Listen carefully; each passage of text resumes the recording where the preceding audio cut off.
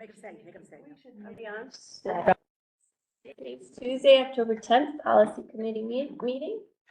We have Ms. Balco here. Ms. Furby is virtual? Yes? Okay. Chris, are you there? Maybe she's muted. She might be muted. All right, so we have a big agenda today, but we're gonna start with Dr. Higgins because it's a minor adjustment to the graduation requirements that we have been discussing prior, so. I don't know if you wanted to start, you want me to start? It's really very simple. We both together saw that we were having conversations about graduation requirements.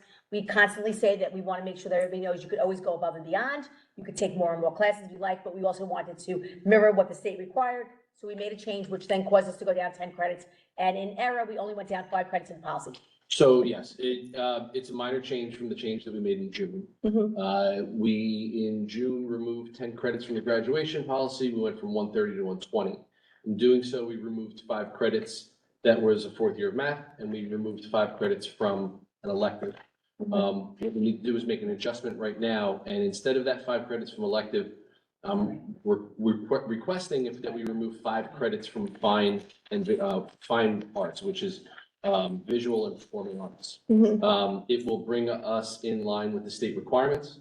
It will, taking those 5 credits and moving them into the elective area will allow students who wish to take more fine arts.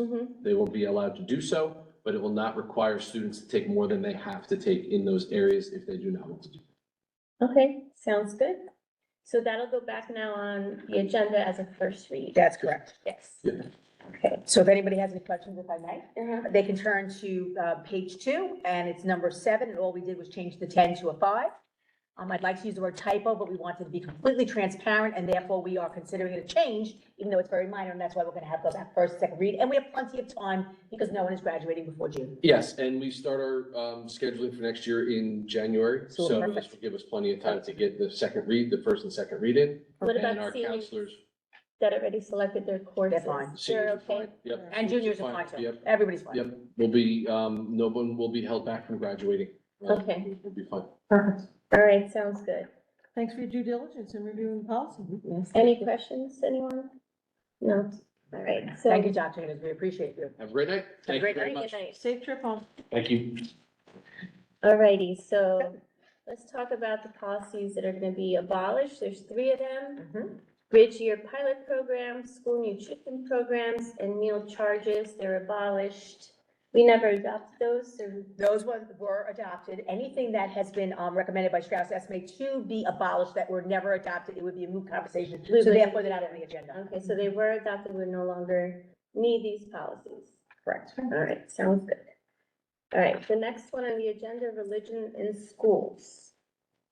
So, the United States Department of Ed released an updated guidance dated May 15th, 2023. This guidance replaces the 2020 guidance dated January 16, 2020.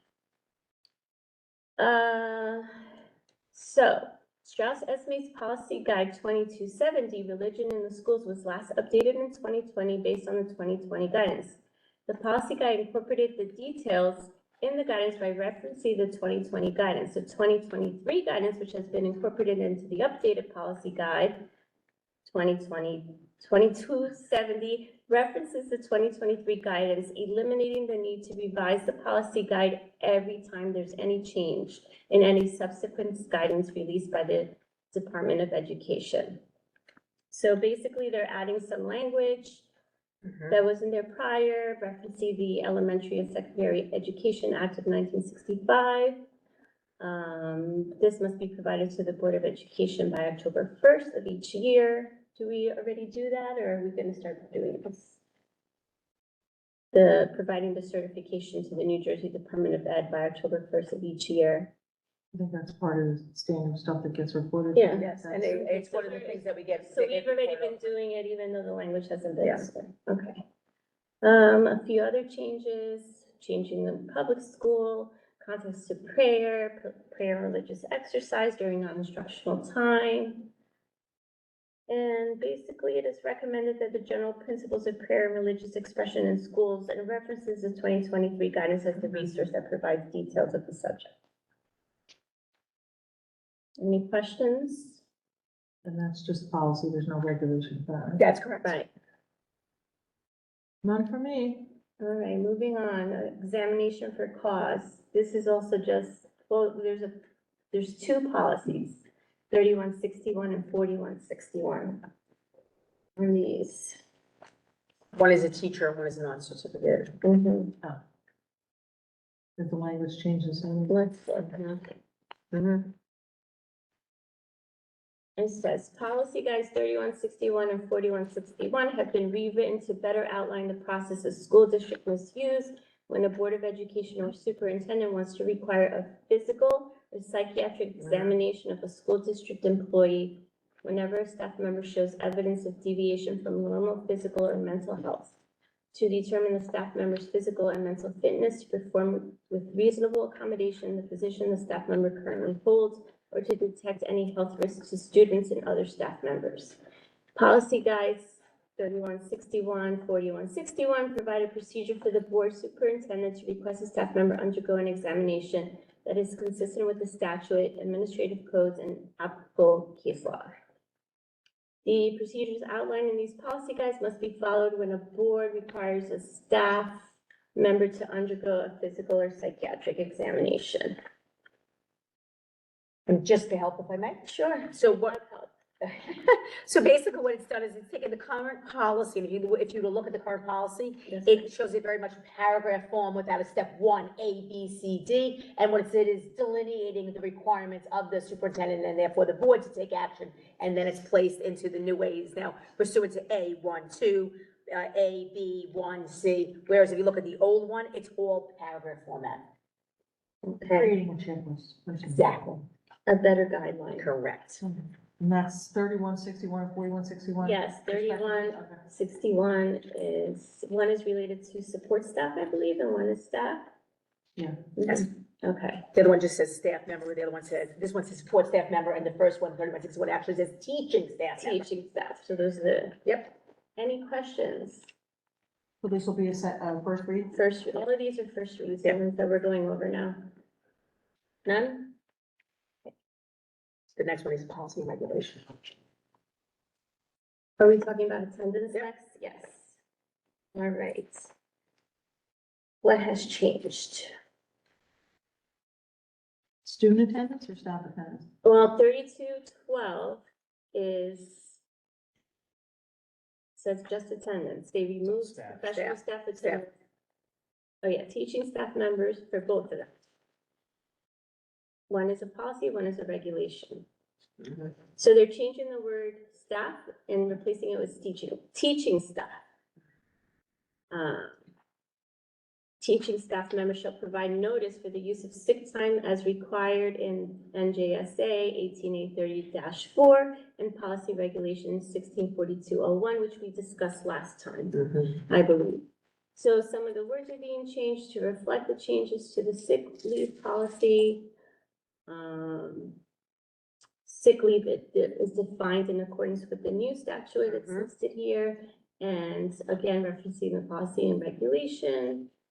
And then the regulation update for 3212. They removed the term professional staff attendance review and improvement plan. And everything else looks like it stayed the same. Yep. So So very minor changes on that. My only question about this is how does this fall in line with our contract? It does. It falls perfectly in line with our. Correct. Mhm. And Yes. just, when we are involved in policies that pertain to our staff, we work, myself, Dr. Lehman, as well as Ms. Christie, as a Director of Human Resources. She oversees a lot of this information to confirm, and then when needed, she will ask for the guidance of our legal team. Okay. When needed. I just know we've spent a lot of time Yes, on we that, did. so I want to make. We were ahead of the curve, We spent time on it because we knew it was coming. Oh, and then we have 4212. Yep. Same thing, but this is just support staff Correct. members. Right, so. They go everything's hand in the hand. Same, and we're just separating the two terms. Correct. And they both had, those are the two that have policy and regulation, and then the last one is the other one that's, we have two more that's policy and regulation, the rest were just policies. We Okay, didn't get to so do you wanna go to the policy and regulation one, or you wanna go in? Go right in order, sure. The next So one. right of privacy, Yep. that's what we're up to. And this is a policy. Yep. Teaching staff members. Yep. All right, so again, we're making the delineation, adding the word teaching in front of staff. That's been done throughout, and then there's an optional portion here. The board, so I don't know, do we select one of these, or do we decide whether we can include this or not? It says optional at the bottom. So what I can. we did was, I think it would make sense for us so people have an understanding, if you want to read the right of privacy, and then we can go into that. This part? Oh, I see. That's right. All right, Because it helps people have an understanding of what Sure. what it pertains to specifically. I can read it if you want me to, so. I can read it, it's fine. Several school districts have requested policy guidance to protect the privacy rights of school staff members by prohibiting audio or video recording of school staff members by students, other staff members, visitors, or any person while the school staff member is performing their board assigned job responsibilities. Any recording is prohibited without the approval of the teaching staff member's principal or supervisor or the support staff member supervisor. Strauss Esme's Policy Guide 5516 protects the privacy rights of school staff members and students by prohibiting audio or video recording by students without the consent of the parents on behalf of their child and the school staff member. Strauss Esme has included optional language in Policy Guides 3324 and 4324 to address unauthorized audio and video recordings of school staff members and students by all persons, including students. The optional language in Policy Guides 3324 and 4324 make an exception for school-sponsored activities that are open to the public that are similar to those exceptions included in Policy Guide 5516. In addition, revised Policy Guides 3324 and 4324 have the option for a person to request special permission for an exception to audio or video recording not permitted by the optional language. A board is not required to adopt this optional language. However, a board that wants to address this issue may want to consider the optional language as proposed, or a board may want to make revisions to the optional language.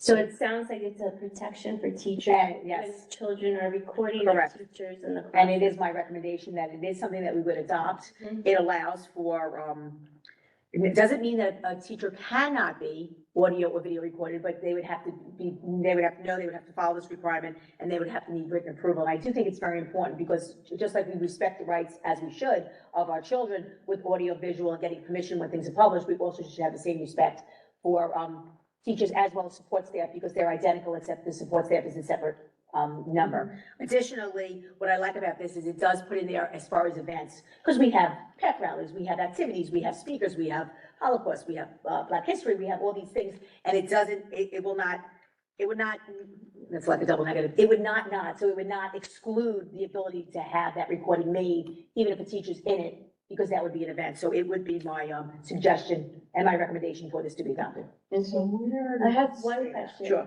Where do you want Michelle? No, See, find it? Go ahead, you go first. So, Right here versus optional. yeah, I'm reading that now, as I read that, the first thing I thought of was, I'm at the basketball game, and Oh, yeah, I'll show you where it says it. team is out there, and So it I'm says it not right here. seeing here Oh, where where it says with the public. video, so. Maybe that's what it's saying. The teaching staff and their That was principals. the guidance from Strauss Esme. Or the members of the public. Okay, so it's the optional language. Is not required. It's not. It's not, you missed the word not, Oh, yeah. I missed that part, okay, that's my. That's perfect, and I agree, because I think that's very important, No, that is very important. very important. Because I could just imagine Dr. Higgins getting an email from every parent who's gonna attend the basketball game, or Yep. the football game, or the halftime. Like, how are you gonna deal with all that? That's insane. Right. But, I okay. have a question. Do we need to address consequences if this were to happen now with the students in the code of conduct?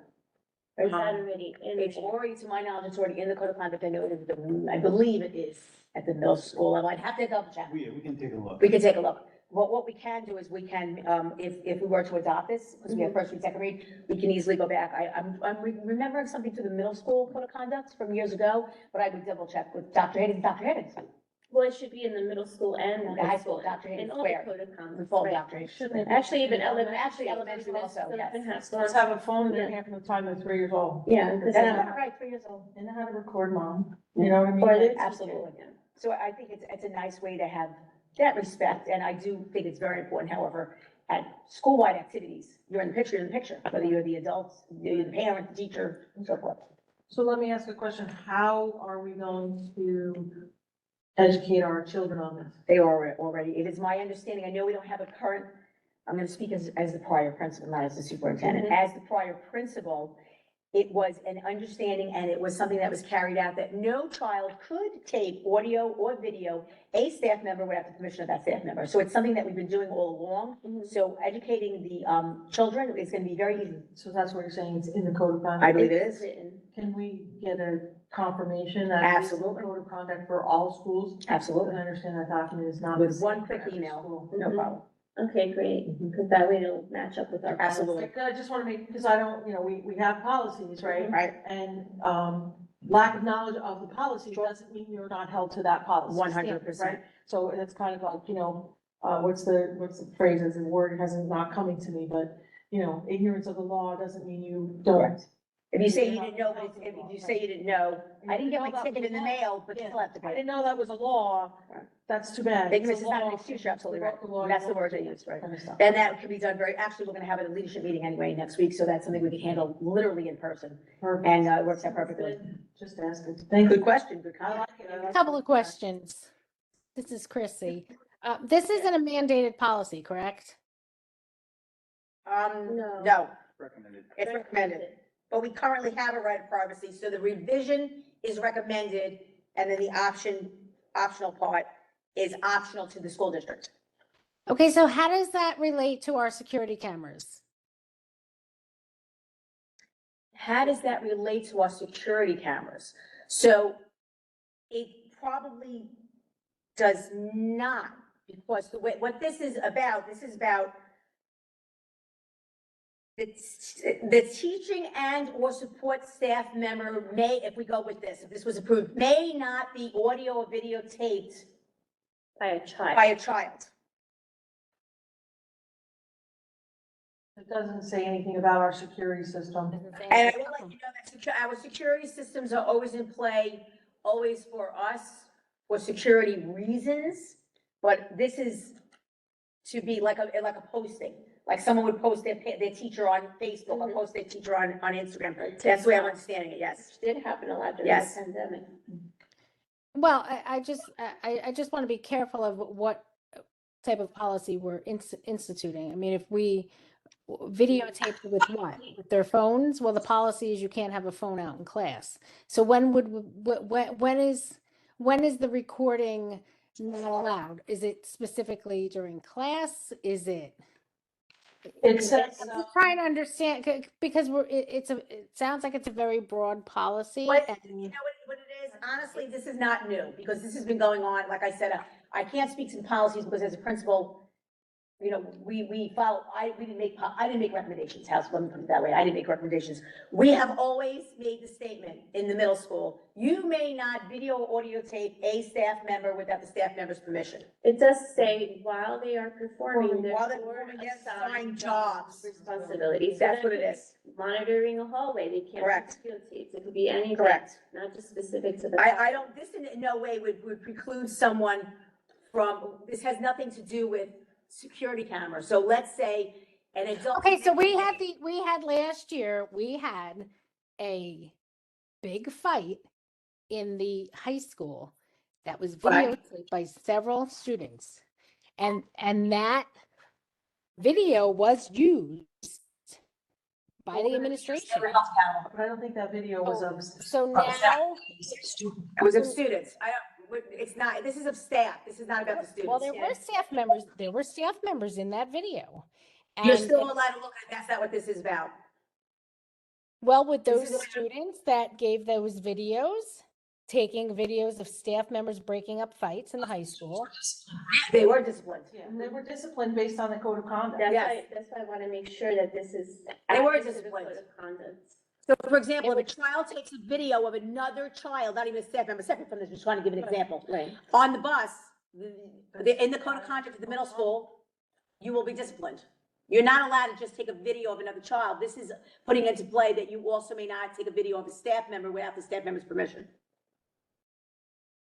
And so including a bus driver, because there's Including a never bus driver. support staff on there. Yeah, of course, we have our own videos on the bus, as we Right. should, to make sure that people are doing what they're supposed to be doing. Right.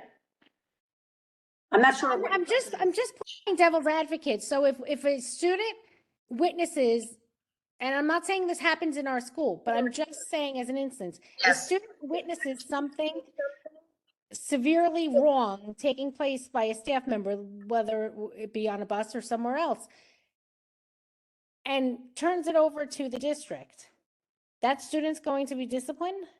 Absolutely. Yes. Now, well, let's be honest, everything's not black and white, there are gray. The child, as per the policy, should be disciplined because I'm gonna confirm that the code of conduct says that. However, if, I don't wanna even say something heinous because it'll be taken out of context. If the video shows that the support staff was hitting a student, Right. let's just put it out They're there. not gonna get a consequence. Right, Oh, well, yeah, so I mean, it needs to be a conversation. the conversation should be, you did the Well, right thing. you if agreed it's to the teach policy them that you adults. can't video, if it's a policy you can't videotape and you videotape a teacher hitting another student, just say, I'm absolutely not saying any of that goes on in our district. I'm just saying for the sake of this policy, the student would be in trouble for taking that video according to this Not policy. necessarily because it says, because under the consequence, we always use the word may. So if a principal, if I'm the principal of the elementary school, I'm gonna use substitute, so I don't wanna say what it was, staff members.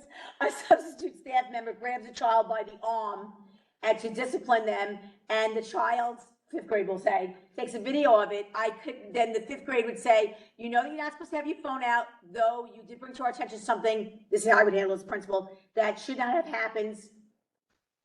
The word may, we have policies in place for everything. Child may be suspended. It doesn't mean they're gonna be suspended. Right. Every issue is a separate issue. I don't think, and I agree with you, but I don't think looking at devil's advocate should stop us from having an important policy. I think the policy needs to go forward, but I would be hopeful that the supervisor, the administrator in charge would look at it through a gray lens of the child bringing something, God forbid, heinous to an adult's,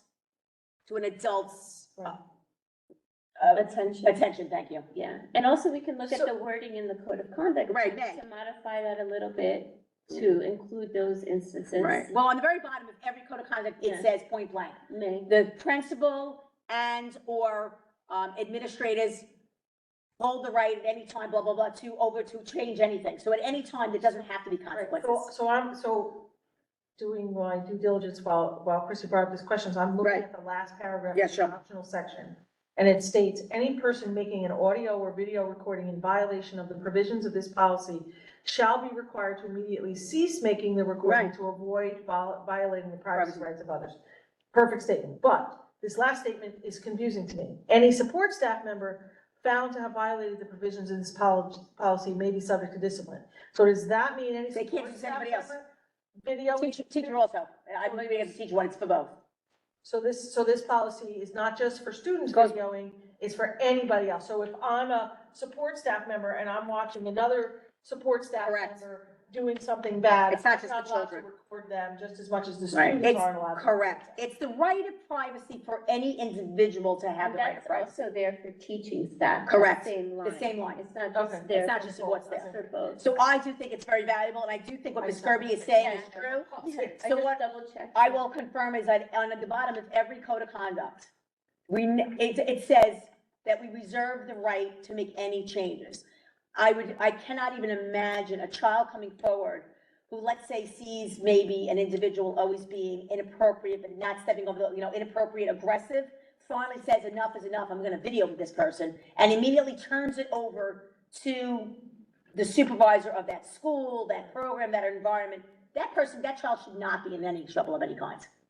And I hear what you're saying, but I think there's a greater question there and a greater discussion of why isn't that child reporting that at the Before they first even incident, videotape, I agree. before it gets to the Yeah. point where they feel like they have to do a recording or a video. I And agree. and this is a society, this is a statement on society where the first thing people do is instead of stepping in to stop the egregious action, we're opening up our cameras and we're gonna video, we're gonna go, oh, look at this, let's see how bad this gets. Instead of being the responsible person and stepping in and going, hey, this is inappropriate, stop the behavior, put the damn phone down, or if you're gonna use the phone, use it to call help. Or, to be devil's advocate, Ms. Kirby, I'm gonna be you for a moment. Perhaps, I would hope this would never happen, the staff member has reported it, and they've been told, well, sure, God forbid, but, we did an investigation that never happened, and it continues to happen, and then the child takes out their phone, which I'm not in any way saying it shouldn't happen, but there should always be, I would imagine, I'm hopeful, I know as a principal, I did this, every matter was individually investigated and dealt with on an individual. I would expect Yeah, that. I would expect it as well. In every school in this country. I would hope so. Not just here Here in Monroe. I would expect that. Right. However, we also, there's video cameras everywhere. Everywhere. Chrissy's point about the security cameras. It's everywhere. There's video cameras wherever you go, so behave yourself. Yep. Really, that's my, Right. my take on that. But we do have to have an obligation to protect the privacy of our staff and our students. And our students. Okay, Any other questions? no, good discussion. No, it's a good, and I'm gonna make sure to have that discussion with my principals Mhm. and vice principals and so forth. All right, so the next one's a mandatory mandated policy and regulation. It's the eligibility of resident, non-resident students. This is a couple of paragraphs here. Huh? This policy. always It's very makes me thick, crazy. It's yes. Crazy. Okay. They crossed out quite a lot of things. Good. PL 2023-C61 was recently signed into law revising NJSA 18A38-3. The revisions in the statute continue to permit a Board of Education to approve admission of students into the school district who do not reside in the school district. However, the revisions in NJSA 18A38-3 require the payment of tuition as the board prescribes. The board, with the approval of the executive county superintendent, shall establish a uniform tuition amount for any non-resident student admitted to the schools of the district. This provision of the revised statute, I'm just going to say statute going forward, does not apply regardless of residence to the enrolled children of teaching staff members of the school district who are permitted by contract or local district policy to enroll their children in the educational program of the school district without payment of tuition.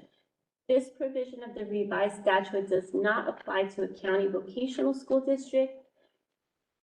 This provision of the revised law takes effect for the 2023-2024 school year. Policy and Regulation Guides 5111 have been revised to reflect the revisions to NJSA 18A38-3. So let's go over that first paragraph first before we move on to the next. So it sounds like we have to establish, or we have established, So- a uniform tuition amount for any So- non-resident? So what we do is, we do not, so a non-resident regarding employees of children, we do not allow that. Okay, So therefore, it is a moot conversation to us. okay, So that is the other thing also. And then as far as a school district, we do not charge because we require the children to live with someone who is domiciled here, supporting the students. So we don't have any children paying for their education other than our receiver-sender relationship with Jamesburg. what about children that they're under contract on? We allow that, and there's an actual mandated, I want to say 60 days, it's already done. Okay, It's already done, that is already in the original, and so let me read the next paragraph then, just to make sure we that's have. already in the original policy. So we're going with the language that they have removed, but we are not changing any of the things that we've done in the past. All right, so then it says the revisions to NJSA 18A38-3 do not address certain enrollment scenarios that may arise in a district. For example, it is not known at this time whether a district is required to charge student tuition when the student is moving into the school district after the first day of the school year, but begins attending a school in the district on the first day of the school year. We don't That's what charge. we just talked about, right? Yes. It is also not known whether a district must charge a student tuition if that student's family moves out of the district during the school year, but the student wishes to remain in. We don't allow them to remain unless they're in their senior year. The policy states senior year and 60 days? No, senior year, it's longer than that. Yeah, well, it's February. Yeah, No, it's March. I just had this question. I looked it It's up. about 90 days. It's about 90 Depends on days. when the So- graduation. And we do not charge them. We do not charge them. Or March, In the other window. Yes, okay. If I they wanna miss say- out March or later, they're not That's charged correct. tuition. that's why right now, we are charging no one tuition, with the exception of our send and receiver districts. Okay. And we also do not, I don't know if I'm jumping ahead, but we also do not, have children that have visas. They do not remain they are not part of our district. Visa students will not be admitted to the district. That's what we currently have as our check off for the regulation guide. Okay.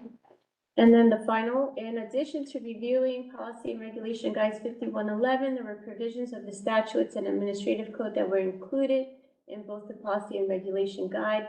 In order to avoid such redundancy, policy guide 5111 has been shortened, mostly referencing statute and administrative code sections that are already included in the existing regulation guide 5111. Right, so for example, just for anybody who's watching this and, for all of us, if you turn to the policy guide, 511, page 1 of 11, you'll notice tremendous amounts are crossed off.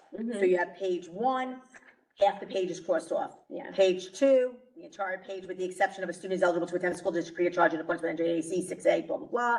And then half the page, I mean, if you go through it, exactly what they just said, they took the Right. policy, they shortened it because the language was already in the regulation, it was redundant, and that's exactly what you just said. Okay. So anybody that's looking at this and they're like, what are they talking about? If they look at it, they'll see that everything's crossed off. Mhm. Yes, it's a very long policy. Yes. It's being Pages and pages and pages. 11. Correct. So for purposes of the public, we are not making any changes to what we currently do in our district, with the exception of to revise the verbiage by removing lots of the language as per the policy. Okay, sounds good. Any questions? Ms. Skirby? Nope, not on that one. And that was very long. That was a long one, but we did it. Right, education of homeless children and youths. This is a policy and regulation 5116. And let's see, okay. NJSA 18A 7B 12.3 requires enrollment for up to 2 school years of students who were made homeless and forced to move out of the district as a result of a natural disaster or terrorist attack. Strauss-Esme added the language of the statute to Policy Guide 5116 as a routine update to keep Policy Guide 5116 current. Also, the Administrative Code Chapter, NJAC 6A17, revises the term homeless child to homeless child and youth. This term has also been updated throughout Policy and Regulation Guides 5116. Although the law does not require a board to adopt a policy or regulation on this subject, Strauss-Esme strongly recommends a board adopt Policy Guide 5116 to ensure compliance with the applicable statutes and administrative codes. So this is not a mandated policy, it is a recommended. But since we have it currently, we should properly revise it if we're going to keep it. Okay. Exactly. So if you'll notice, the other thing as far as language is other than youths, it also, it also removes he, she, him, or her and uses the word youth. Okay. That's pretty much the gist of it for the most part. I'm looking to see if there's anything else. His or her, he or she, and instead of, and a child or youth instead of just child, because the child may not be a child. The child may be a youth, but may not be a child of those individuals. And then they added school district liaison. Well, it was just used to say liaison, now it says school district liaison. See, as a regular Right superintendent, with this is, so I'm gonna have to, so I would say that, Some children have liaisons in these type of situations. This is specific to the person has to be a school district liaison. right, Our school district liaison is, Ms. Morella, isn't it? well, it's, Ms. Sheree McCoy. I'm sure that's correct. So she's central registration, but she's also our contact for, any of our homeless students. So, and then that's obviously under Ms. Ruella's department, Department role. but she's the contact. All right, and Ms. Ruella, and so, for example, she's currently in that position. If for any reason we didn't have that position and we had to make any changes, which we currently do and currently will, Ms. Ruella, she answers to Ms. Ruella. The Director of Pupil Personnel Services, which aligns with not just special education, but and she's in charge of, right, many of the programs. So she is in charge of, that's why I said her name, she's in charge of homeless youth and or child, and Miss McCoy reports directly to her. Okay. And then I see in the regulation, they added some definitions. Yes. Quite I think a few. good, Like, actually. right, to, in case anything wasn't clear, to clarify. So there's several definitions. And we do, and just so you know, we do have some children that we do service, and we do accommodate in many ways, that have been affected by floods, Mhm. fires, and so on and so forth. Yes. As an example, it could be other things, of course, but those are the examples that come directly to mind of children that I am personally. Mhm. It's the district in which they became homeless. That's where they go to school. Correct. All right. Any questions? No? All right, sounds good. All right. we High school did high graduation, school you did it in graduation. advance. And then we have food services, Services. which is a mandated policy. Correct. Okay, let's see. All right, there's quite a few statutes here, so I'm not gonna bore everybody and read them out. So, it says the Working Class Families Anti-Hunger Act revised several statutes. The act also created the following new statute sections: NJSA 18A 33-10.1, 18A 33-14A, and 18A 33-21B1. The revisions to the statutes and the newly created statutes required extensive revisions to existing policy guides 8500, 8540, and 8550.